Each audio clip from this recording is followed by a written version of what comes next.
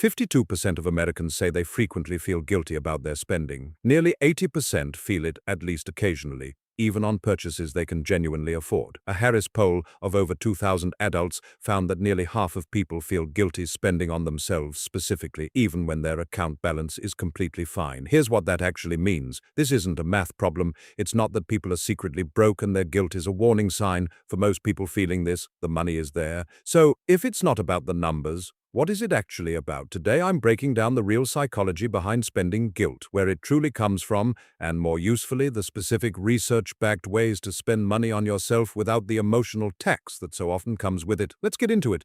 Here's the part almost nobody explains clearly. Spending guilt very rarely starts as an adult financial decision. It starts as a childhood belief, absorbed years before you ever managed your own money. Psychologists call these money scripts.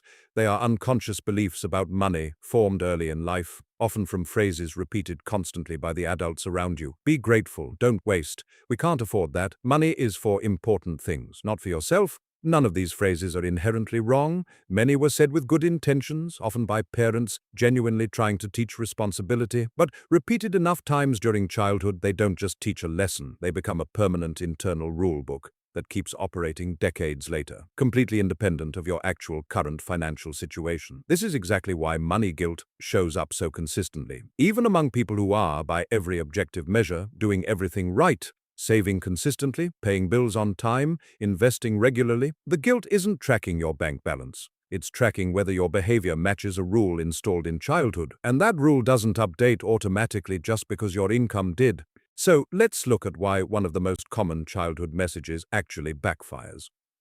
There's a specific psychological mechanism at work here. It comes down to what happens when your actual behavior conflicts with a deeply held belief. According to research from Fidelity's Center for Family Engagement, guilt responses are directly tied to these internal mental models. When your spending diverges from a core belief, even a belief you've never consciously examined as an adult, the mismatch itself produces the guilt.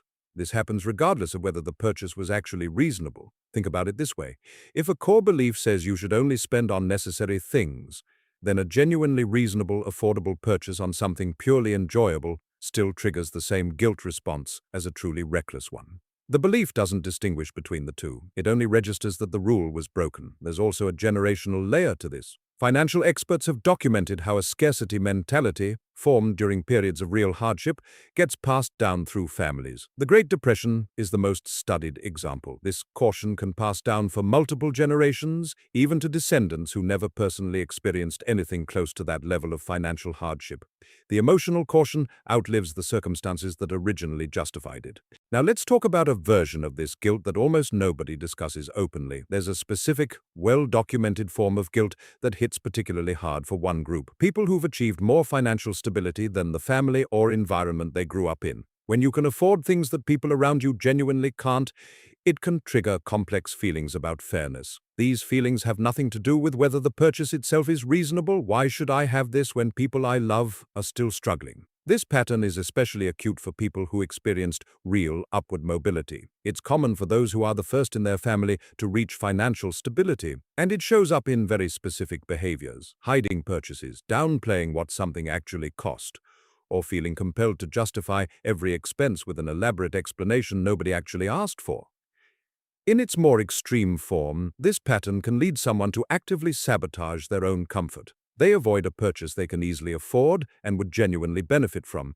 They do this specifically to avoid the internal feeling of having more than they deserve. This isn't about the purchase at all. It's a loyalty conflict. It's a fear that enjoying money you've earned somehow distances you from people you care about who haven't had the same access. Now, here's a genuinely interesting wrinkle in the research. It explains part of why this guilt feels so persistent, even when people intellectually know it's irrational. Multiple studies on spending and happiness have found something surprising. Spending money on other people tends to produce greater measurable happiness than spending the identical amount on yourself. This is a real, replicated finding, and it means the guilt isn't purely irrational static. There's a genuine psychological signal underneath it. People who feel guilty spending on themselves often do have a real, documented tendency to prioritize other people's well-being over their own.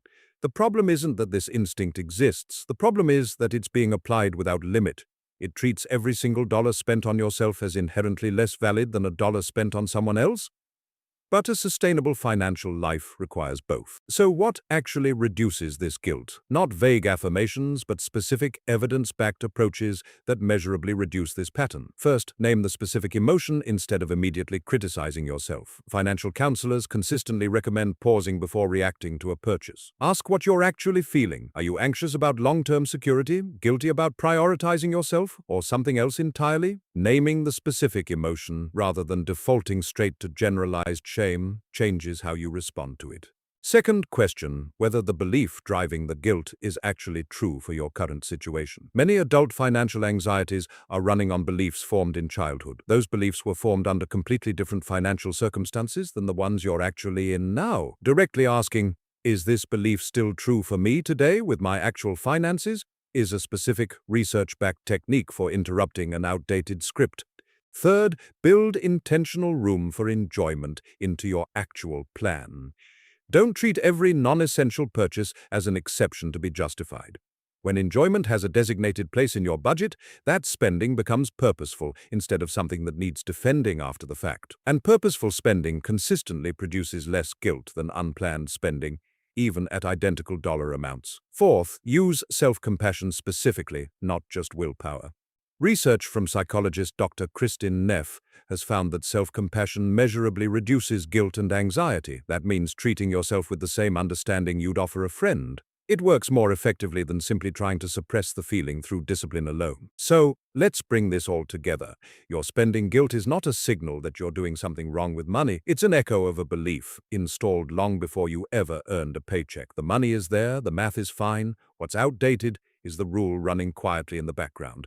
Spending on others genuinely does bring real happiness, and that instinct is worth honoring. But learning to spend on yourself without guilt is not selfish. It's the missing half of a sustainable, healthy relationship with money. Name the emotion, question the belief, plan for enjoyment, and offer yourself the same compassion you'd give to anyone you love, because the goal was never just to afford a good life. The goal was to actually let yourself live it.